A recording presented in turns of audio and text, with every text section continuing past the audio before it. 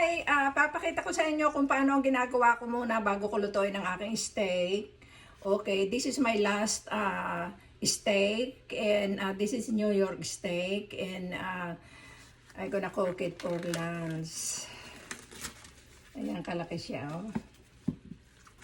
Hugasan ko muna siya ng mabuti.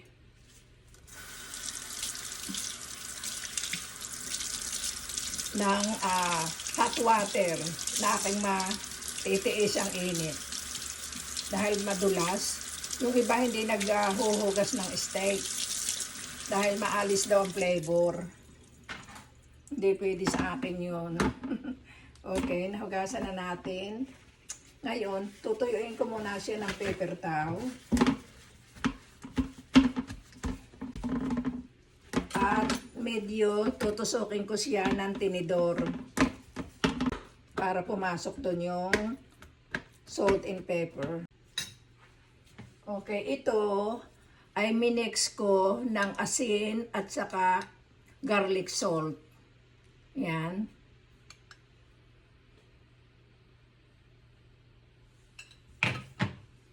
Lalagyan ko siya niyan at saka paminta. Magkabilaan. Ayan. Pareho na siyang merong tinutusok-tusok ko siya ng tinidor. Ayan. Lalagyan ko ang kalahati ng paprika kung alin side ang maganda. Hindi ko lalagyan yung kabila. Ito lang ang side na ito. Kung maganda itong side na ito pagka mayroong paprika. Ayan. Hindi ba? Ang ganda-ganda ng aking steak. Ayan.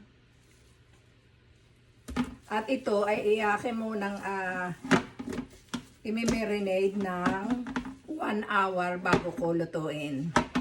Kaya, papakita ko sa inyo kung paano ko lulutuin sa aking next video.